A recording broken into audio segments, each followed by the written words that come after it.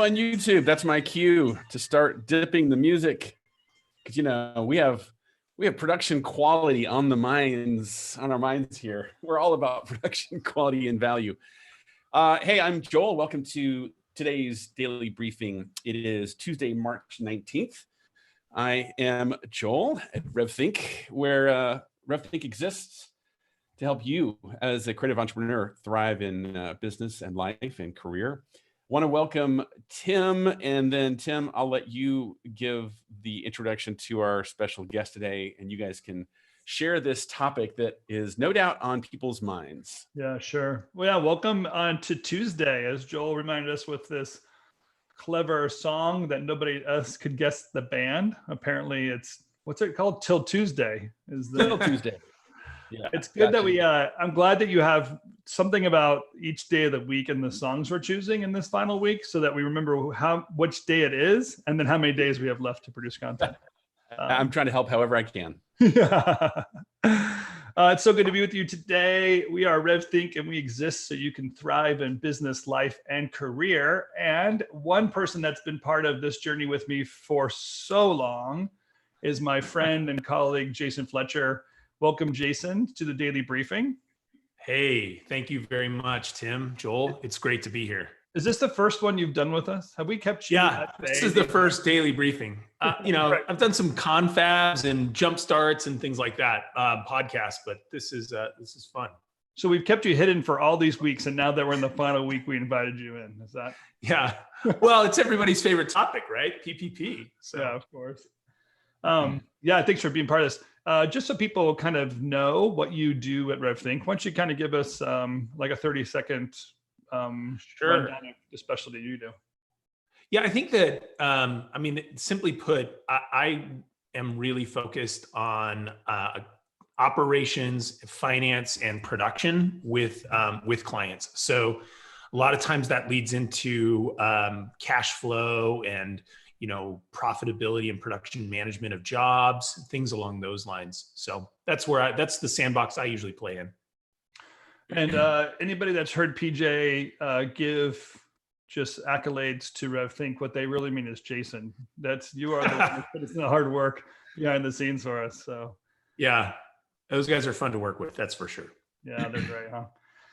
Well, look, we got a download from our favorite organization on the planet, the Small Business Association. And they finally gave us some outline of what we're supposed to do with this money that's hit all of our checking accounts a few weeks ago. And we've been spending it the way we thought we're supposed to spend it. But we wanted to kind of steal the moment today. When did they come out? Yesterday? Over the weekend? Oh no, Friday. It dropped late Friday at 5:30. There's government for you. Nobody else. Best time. Yeah. Yeah. So we have Friday at 5:30, we got this information. I know that you've read through it. Specifically, it's the application that we're going to focus on, because this will be really the document, or a document similar to this, your bank will be filling out with you to kind of calculate what the amount of forgiveness you're going to get from the PPP. The document itself is long. Those of you, we've posted it out there, and Joel can kind of post it here in the Zoom channel too. So if you had a chance to download it, take a look at it. It's long. It kind of covers a lot of the overall scope. But Jay, let's just start with you. As you read through it, give us like the top takeaway. What's the kind of big item that you want to for sure make sure? Well, in my opinion, the biggest item is that it's actually, the parameters for forgiveness are written down. We know what we've been looking at this money and been spending it with the hope that it'll be forgiven. And now we finally have clarity at the moment around that. So I think that's the biggest and most important thing is the document itself. So I think a couple of other big things are around the clarity around what the covered period is. That's the term they're using in the application itself. And then I think the last thing that I think is it still is tracking with what we expected is that the financial institution or the bank that that funded your PPP loan will be responsible for determining the forgiveness, and they're gonna submit your certified application to the SBA. So, I mean, practically what that means is that the banks don't look like they're going to be forwarding your payroll reports to the SBA for them to validate or review. Provided your loan was under 2 million. If your loan is over 2 million, you're gonna go through the ringer. They're gonna look at everything. So that's actually good news. It sounds like it's similar to the application process where you went to a bank and filled out the application, they submitted it. We're going to probably deal with the same lenders, the same protocol, and the same wonderful portals that many of these banks have set up. So yeah, those of you who've learned that process, what that's going to be like working with the bank a second time. Yeah. Yeah, to me, the one of the biggest takeaways, and I think probably a distinction, is how people have been counting their payroll, because that's the largest amount that's going to be forgiven. It has the most strict requirement of 80 or is it 75% of this loan has to be spent on payroll. But the calculation wasn't very clear. There seemed to be a question of, is it cash base, which I heard a lot of people ask questions, build spreadsheets on cash base. And then we at RevThink, we actually did it kind of on an accrual basis or on a week by week accounting. Tell us the clarity really of that. Explain to us the payroll of an oversight there. Yeah. So the thing that was always, really, funny about a government program that rolls out in 3 weeks to give out $669 billion is like, they created a funding cap of 2.5 times of your average monthly payroll. And then they created a coverage period that's not based on months, it's based on 8 weeks. So it's just exactly what you'd expect from a government program. But it's nice to know now that, if your business, and most businesses have a semi-monthly payroll type schedule, if you're processing payroll like that, clearly, the debits to your checking account for those payrolls are not going to fall right in line with what the coverage period is. But that's okay, according to what we see in the application for forgiveness. This is based on a certifying. Go ahead. Oh yeah, which is especially with the month of June, it's a 5-week month. It's really been throwing off the bi-monthly payroll people. And not knowing, we've been telling people, hey, just expect to run an early payroll in June. Now we know really it kind of works on an accrual basis, and not necessarily by week. You can even count 56 days.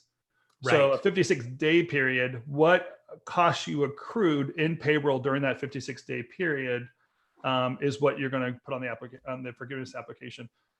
Let's just back up a quick second. I'm sure most people know this, but just for clarity, would you be able to kind of explain the difference between a cash and accrual? Would you be able to do that? I'm going to put you on the seat for that one.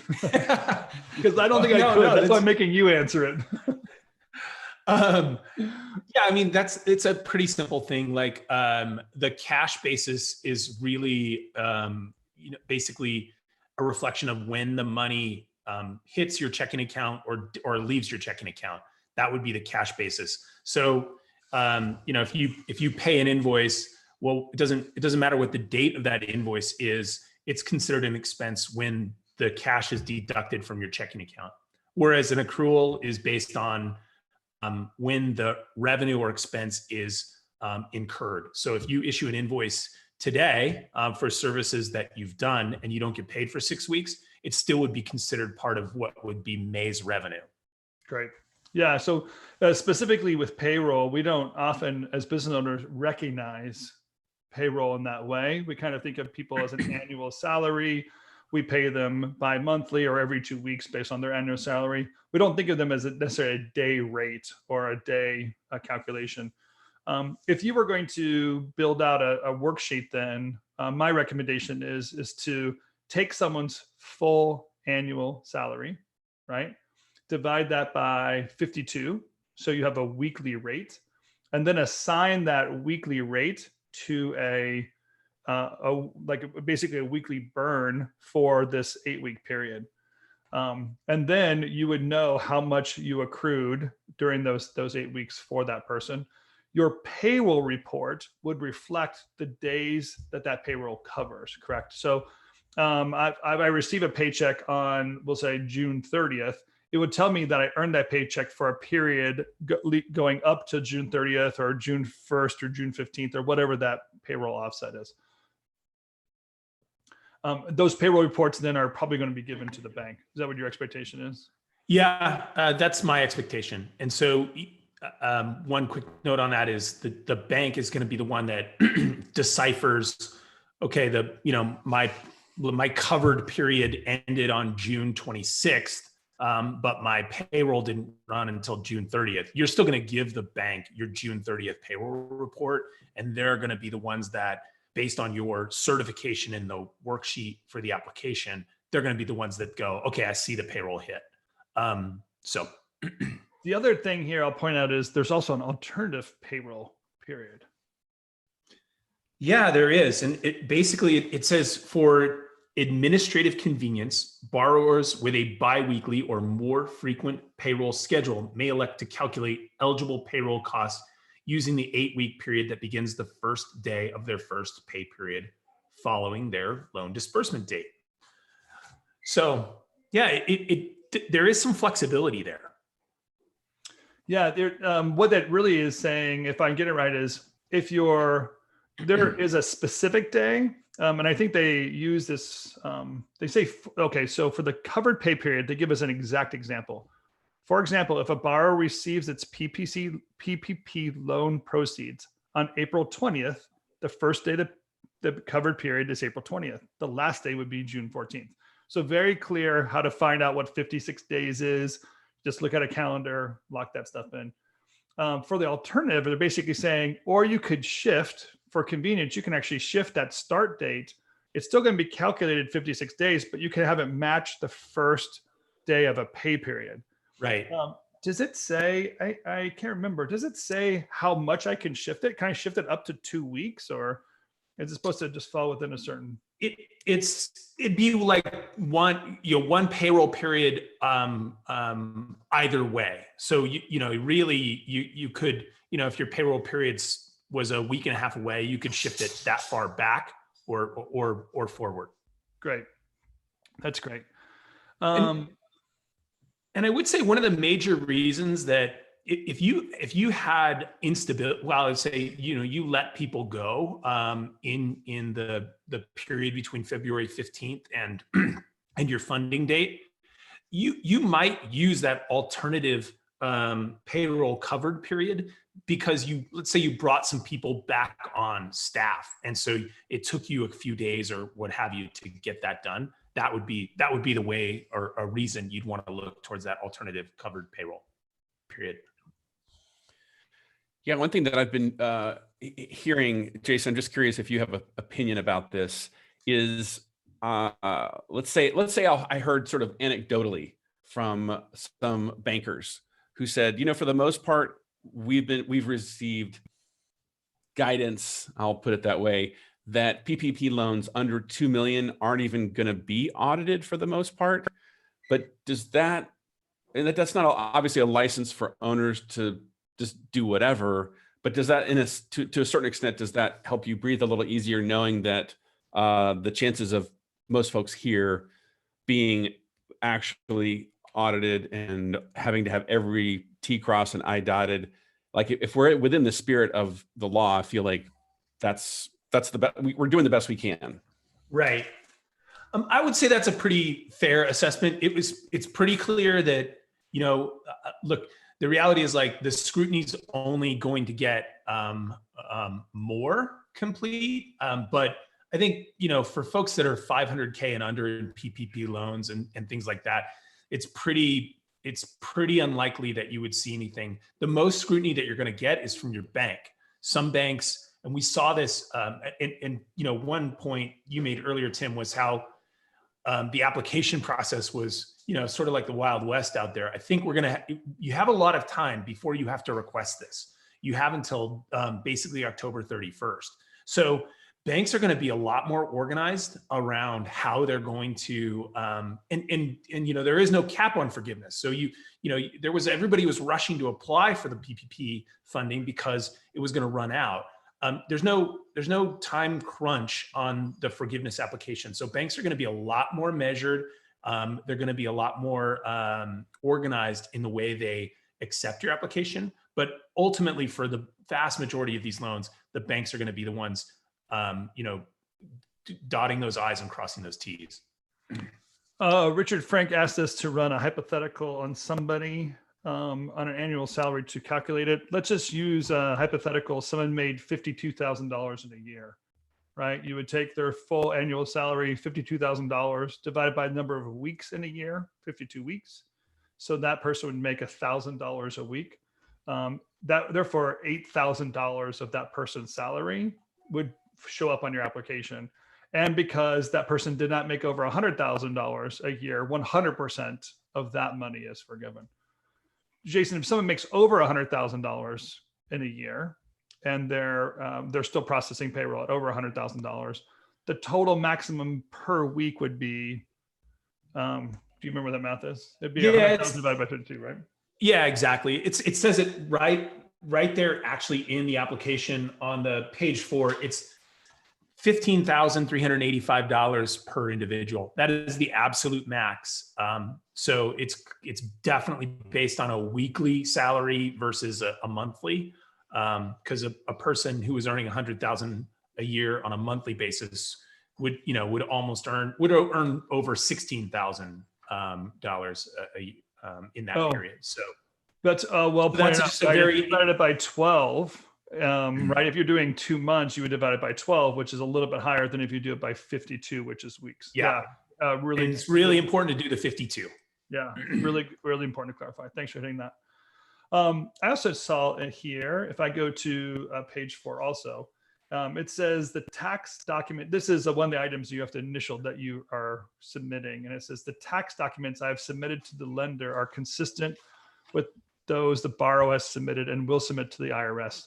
Clearly, that's an indicator that we're going to be giving tax documents to the lender. Yeah. So we're going to be probably submitting stuff from our payroll company. It'll look like regular payroll, tax, all your tax benefits, whatever. It's probably a very easy document. And if you're using a company like Gusto or whatever, I already know they're already kind of generating the reports for us. You're going to hit a button, choose a start date, end date, hit a button, and they'll print out a report. So some payroll processing companies are really ahead of the game in processing this. Yeah, and Gusto has actually specifically they have a very helpful report. Like you enter your funding date and you enter one other piece of information, and you hit a button and it tells you what your estimated forgiveness is. So really handy. I actually love this application. It's something we can fill out. I think I've seen an online version of it, and if we have chance, we'll try to make one ourselves and post it into the 7 Ingredients Slack channel. But this document actually is a worksheet. It's something that people can fill out right now. They can put their projected amounts on there, or they can, as you've been doing, Jason, with our clients, tracking the expenses on a weekly basis and making sure that they go along. Any kind of what am I thinking? Potholes, pit stops, pitfalls? Yeah, I don't know what it means. I'm thinking of pit. I can't think of the right word. Any issues that you saw in this thing that that you've had to correct on the worksheet that you've been working on, or? I think the biggest one is that defining what that covered period is, and that instead of looking at an individual, a company that has a monthly payroll, you really are limited to that 56 days. And it's the fact that, again, if your covered period ends on June 25th, but your payroll ran from June 16th to June 30th, those days that fall in the covered period, even though your bank account isn't debited, is still part of the worksheet and part of the expense. Early on, I had one client who was approved for funding, but hadn't received the funding, and the payroll was going to hit. It was a Thursday night. The payroll was going to hit that night, and we didn't understand for sure what that was going to look like. And I actually called the bank and I said, I need you to fund us today, because if we're debited for this money now and we're not funded, it may not be forgivable. And thank City National Bank, cheers to them. They took care of it. It was fantastic. That's very Turns cool. out we didn't need it to happen like that, but it was really nice. Yeah, just in case. And this is a question that this sort of just keeps coming up, is this whole question of the designation of is someone staff versus the freelance, right? This is something that Richard was asking here about salary only freelance covered. And Jason, do you have a recommendation? Like, I know this is cumbersome, but I know of some owners that are saying, hey, just so that we're totally clear on this is a paycheck protection program, we're going to put this person on staff. We're going to put them on our payroll, even if it's for just 2 months. That is 100% right, Joel. So there will be no freelancer forgiveness at all. This has, with the forms that you referenced earlier, Tim, the tax forms, those are going to probably be the quarterly 941s that payroll companies file. That is payroll, not anything else. And I have a couple of clients who, we thankfully they're still busy. They need freelancers, and we just are hiring them as employees because that will help us qualify and maximize the forgiveness. It's an expense we're going to incur either way. It's a little bit more expensive to bring somebody on sometimes as an employee because of the employer payroll taxes, but for us, it's worth it. And let's clarify some terminology, because I think we can Sure. kind of loose. We say things like employee, we say things like full-time, we say things like, staff. But what we really mean here is people's payments processed through payroll. Wow, that's a lot of P's. So it's the people's payments processed through payroll. I got 4 P's on you, Joel. You would be happy to got the alliteration going there. Well, I don't know. That is amazing. That could be an hourly person. That could be a part-time person. That could be a short-term labor person. That part doesn't matter. It just matters that you're not paying them via invoice to their LLC and processing it, that the payments are being processed, the taxes are being captured, and the employee taxes are distributed through a payroll service or payroll company. That's the distinction. So you don't have to offer someone a full-time position with a full-time contract in order to cover them. You can process them through your payroll period in a short time and be okay with that as well. I think it's a good distinction. I would point to page number 7 on this document at the very bottom under salary, hourly wage reduction. There's a very clear step-by-step calculation that someone could walk through. And it says, enter the person's average annual salary during the covered period. Enter the average salary of wages between January 1st and March 31st. So that's trying to get that one average, to determine what the average is that you're comparing that person to. Divide that and enter it by 0.75, enter 0 if the box. So it's like walking people through specifically the calculations. If you're good with spreadsheets, you could obviously build that out into column form and do those calculations very easy. But the information really is on this document. We keep pointing to it, but I think that's the important takeaway. We have a very clear document. It's an application we're going to turn into the banks to get that forgiveness. So any of the wonders and worries are kind of showing up finally on this document. Yeah, and one thing I would say is if you guys did, and I've actually talked with a couple of different studios who, lots of people pitched in, salaries were cut in half. My advice to them was, effective, definitely by the funding date, to bring those people back up to at least 75% of their salary. Otherwise, you really run the risk of not having some of these funds not be forgiven. You hit a really important point, because there have been some modifications that people made in their payroll. If they're looking for forgiveness, there are some key calculators, and you can say it specifically like, we'll give people their salary back, but we'll just say this. If you return people's salary above 100,000, it's not going to be forgiven above 100,000. So keep that in mind as you restructure people's payroll during this pay period. Fantastic point. Yeah, you also need the total number of employees to meet the average. So if you restored some people, but you still left some people laid off, or vice versa, and you don't have the total body count, that's going to have an effect on how much is forgiven as well. Absolutely. So it's not only dollars. And then lastly, obviously, dollar amount, you have to get those dollar amounts back up to those average. So there's a few kind of moving parts that you want to make sure you're doing the math correctly based on those decisions. What we've been promoting all along, and I think this allows us to say it with more confidence, don't be reactionary. Don't walk into something blind, which we all walked into something blind. But now that we have some visibility, let's use the best knowledge we have to make the right decisions to finish this thing out. The one thing I'm not as familiar with, and we talked about this, is this idea of the safe harbor reduction. And you want to kind of cover that too, because that's often a term that people don't quite understand or know what to do with. Yeah, I mean, it's really something that we've known. It's been a known component of this program really from the beginning, and that is that you have to maintain headcount.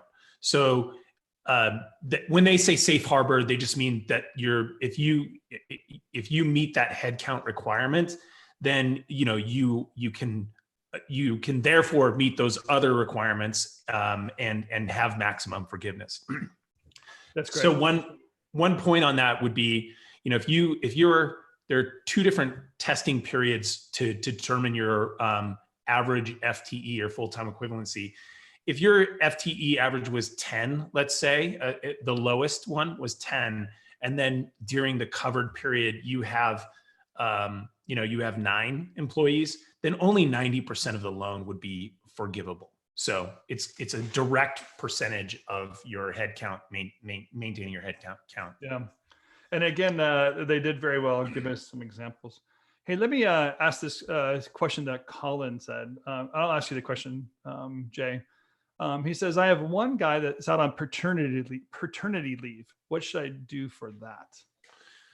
Yeah, that's a really interesting one. I mean, I have a client who has a similar situation with an individual who will be returning to work mid covered period. Basically the question would be, are they, I'd actually want to dig into that a little bit, because that individual would still be counted as an employee during this period. So your headcount side of things would be fine. But if you're not paying them, then you're not paying them. I would venture to say that the reduction, that wouldn't be considered a quote unquote reduction in payroll, because you didn't reduce their salary. So, yeah. But I actually would want to dig into that a little bit, because that's a great question. Yeah, and I think there's a slight nuance too of what your policies are for paternity leave. If you're paying the person, if you have paid paternity leave, then you just process the payroll as is, and he's paid. It's covered. Yeah, it's salary compensation for the time. If as a policy or as a state policy, you don't have to cover paternity leave, and you don't do it as a company, then it might be a different situation if you should cover them or not. That's a really good question. You could obviously bring in somebody, if you can't pay for that paternity leave, but you have brought in someone to cover for them while they're gone, the new person or the replacement person, the temporary person, would be covered and on payroll as well. So it's a little bit trickier there, Colin, but just to give you some thoughts and ideas. Joel, did you read that one from Jed? You want to read that too? Yeah, let me get that here. So Jed was saying, I think it's important to keep in mind that business survival is more important than forgiveness. If you get 100% forgiven and spend all the PPP money in 8 weeks, but can't survive into fall or end of year, it would be better to use PPP for operating funds, even if non-forgiven. It's a super low interest rate, so it's cheap money. If you need it as more a loan, you can then you need to pay the forgivable salary. So I get the point that he's making, but I would love to, Jason, if you would weigh in on that. I think that's a really good point he's making. Yeah, it's 100% true. I think that everyone gets this idea of free money, and that sounds really, really attractive. And so that's been a lot of people's focus. A couple of different scenarios. I have one client who, they don't really have the work to keep the team busy, but just from the perspective of hey, hey, I really want to support my team. We've kept them engaged, or kept them employed. And, but if you definitely don't want to just go out and hire people who aren't going to deliver value to just make sure you can get free money. Because, and this is one important, very important distinction. This may not quite be free money, because the IRS issued a ruling. It's been a couple of weeks ago. We don't know if it's going to stick, if Congress is going to act, but it essentially states that the funds that you receive, the amount that you essentially spend that is forgiven, would not be considered an expense for your business. So, buckle up, because there's going to be a, curveball to the tax code that, some of this, in some cases, maybe 30% of what, you're going to be taxed at 30% of what was forgiven. Which that, again, we don't even know yet. I just popped a can of worms open that is not defined yet, but that is a little bit of a surprise. Yeah, don't say like, maybe I'm not the one that's surprised. I'm more of the conspiracy theorist. Yeah, exactly. If you think about the paychecks that people got in their mailboxes, those are just dollars they were going to be refunded anyways, right? That's your tax refund early. So it's actually your tax money. And this one, I've been seeing the writing on the walls that they've been making us process through payroll, obviously to collect the taxes. So they're getting a third of it back as we take out the taxes and give that back to the government as we give people payroll. And then you're right, Jason, there's going to be basically now, the way the current tax code is written, there's going to be extra profit in your company, right? You use PPP money instead of income. So you're going to have more profit. That profit might be taxed differently at the end of 2020, which means you don't get to keep all the profit. You're going to have a larger tax bill.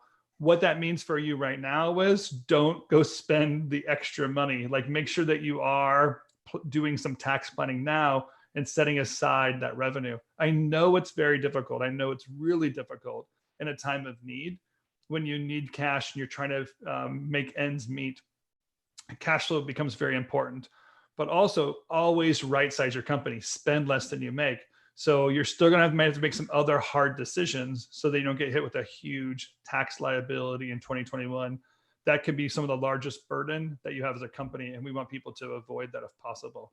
I don't be foolish and not spend money, right? That's the other part. It's the slippery slope of tax planning, is that you can save too much and actually not reinvest in your company. But you also don't want to spend it all. Kind of a tricky situation we want people to be aware of. And that's why people need consultants like you, Jason, to help them walk through and build those spreadsheets for them. Shameless plug, huh? Yeah, I know we're at the half-hour mark because Ethan keeps hitting me up with like 1 minute over, 2 minute over, 3 minute over. We could honestly, this is an important conversation. Let's just carry this conversation over to the Slack channel, into the finance channel in Slack. And people can post questions there. Jason, you and I will make sure we kind of monitor that for the next couple of days, answer questions. Yeah, for sure. And these documents we've talked about are posted over there as well. Yeah, Jamie Joyce was kind enough to actually post this in 7 ingredients inside finance. So I'm going to grab a link here, which is coming through. So anyone that wants to pick up this conversation in 7 ingredients, here's that link. Let me drop that there. I also saw this question, but just for clarity, the Revolve mastermind that we're doing for next week, we're not going to focus on this part of finance. We're going to be covering finance, but that's finance operations, security, really maybe some of that year-end tax planning that we talked about would be part of the protocol, but the PPP financing and those protocols, that's not the level of detail we're going to get into with that. We're talking about the universal structure and the financial operations and decision points in finance will be what's in Revolve. Yeah, if anything, I would say, Tim, in Revolve, we're going to be saying what's the timely and relevant concepts that you need to emerge into this new economy that we're calling it. So that will obviously go way beyond this 8-week period that the PPP applies. Jason Fletcher, thank you so much for reading this document, being on the hot seat for us, and answering these questions. I appreciate it. Absolutely, it was a lot of fun. Happy to be here with you guys. I'm so glad somebody out there thinks this is fun. All right, everyone. Thanks for being part of our daily briefing today. We'll see you inside 7 Ingredients, and we'll look forward to tomorrow as we continue the conversation throughout the rest of the week. Yeah, good to see you all. Thank you. Bye, Jason. Thank you. Bye.